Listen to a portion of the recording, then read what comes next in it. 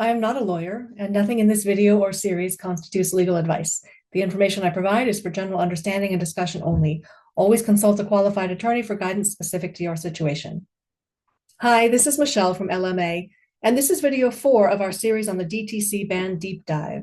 There are social and political factors pushing for the bill to be passed, and several pushing for it not to be passed. Factors working against full passage as written include 1. First Amendment challenges. As legal commentators observe, a sweeping ban on truthful, non-misleading commercial speech is highly likely to face court challenges and may be struck down under free speech protections. 2. Strong industry opposition and lobbying power. The pharmaceutical industry is among the most politically engaged sectors. They have the resources to mount vigorous resistance, including lobbying, legal challenges, and public campaigns. 3. Legislative complexity and competing priorities. Passing a major regulatory shift like this requires navigating the committee system, getting buy-in from leadership, negotiating compromises and amendments, aligning with broader legislative agendas, and surviving filibuster or procedural hurdles. 4. Political risk and backlash concerns. Some lawmakers may be nervous about appearing to limit patient access to information or undermining consumer choice. Critics will argue that advertising bans reduce public awareness of new treatments.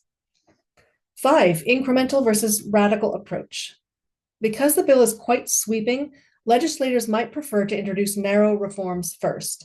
For example, stronger enforcement, improved disclosures, or limiting certain forms of DTC, rather than a full-scale ban. Factors that could help or pull the bill forward include 1. Public sentiment and rhetoric against pharmaceutical excesses. The bill taps into frustration over high drug prices, aggressive marketing, and perceived manipulation. That public momentum can help gain political cover.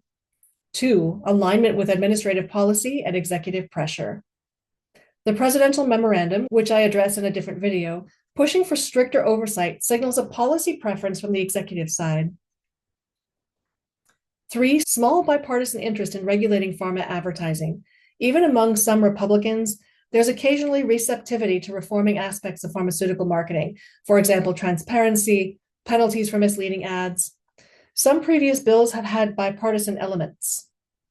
4. Regulatory enforcement creates momentum. Even if the bill doesn't pass fully, enhanced FDA enforcement via the memorandum may functionally reduce DTC activity, making the legislative restriction less stark in practice. Some commentators estimate about a 10 to 30% chance of this bill passing in some form. The most likely outcome is a compromise version or partial reform, like stricter disclosure rules or limits on certain media channels. Even if parts of the bill pass in some form, subsequent legal challenges could strike down reforms. Head to video 5 to find out what Donald Trump's memorandum says.